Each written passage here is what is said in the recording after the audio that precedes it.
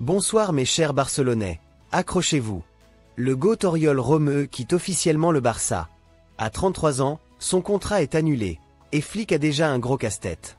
Baldé est blessé, Gavi aussi, Yamal a mal au dos, et De Jong est sorti avec les Pays-Bas. L'équipe souffre avant Valence.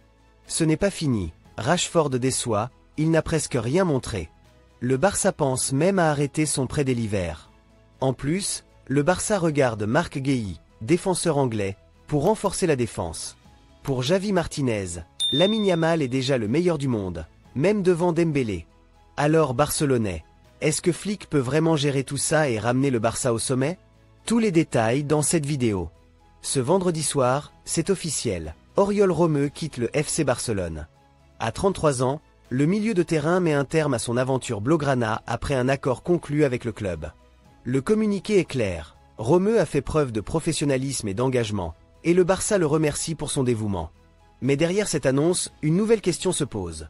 Comment Hansi Flick va-t-il composer son équipe, alors que les blessures et les incertitudes s'accumulent avant le choc face à Valence le 14 septembre? En effet, la situation devient compliquée pour l'entraîneur. Alejandro Baldé et Gavi, deux cadres essentiels, manqueront ce rendez-vous crucial.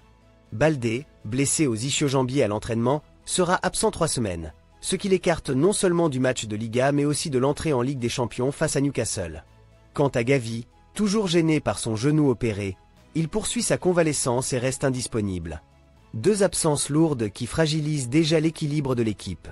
Et ce n'est pas tout. La trêve internationale apporte son lot d'angoisse supplémentaire. Lamine Yamal, pourtant brillant avec l'Espagne face à la Bulgarie, a ressenti une douleur au dos. Même si la blessure semble bénigne, il faudra surveiller son état avant la reprise avec Barcelone. De son côté, Frenkie de Jong a quitté le terrain en souffrant d'une tension musculaire avec les Pays-Bas. Flick devra croiser les doigts pour récupérer ses forces vives à temps, car son effectif commence à montrer des signes d'usure prématurée.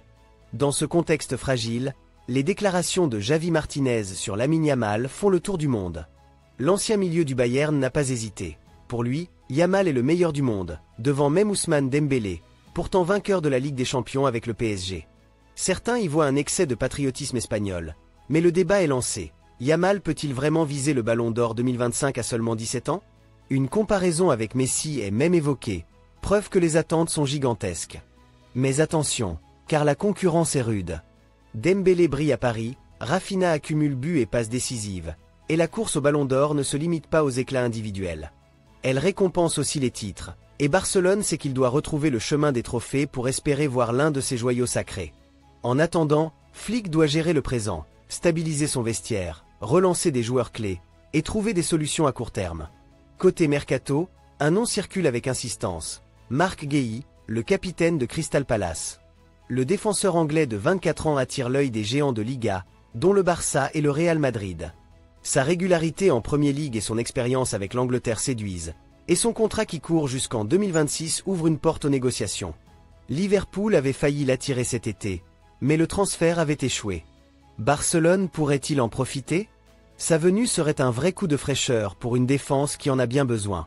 Pendant ce temps, une autre inquiétude grandit, Marcus Rashford. Arrivé en prêt de Manchester United, il devait être une arme offensive, mais ses débuts sont loin des attentes. Transparent en Liga, timide et sans réel impact, l'Anglais commence à agacer. Flick croyait pouvoir le relancer, mais Joan Laporta et Deco n'étaient pas totalement convaincus. Et si son rendement ne s'améliore pas, le Barça pourrait mettre fin à son prêt dès l'hiver, en payant 5 millions d'euros pour casser l'accord. Un scénario qui serait déjà un aveu d'échec. Chers fans du Barça, entre départs, blessures, rumeurs de mercato et débats sur l'avenir de Yamal, l'actualité du club est brûlante. La question est simple.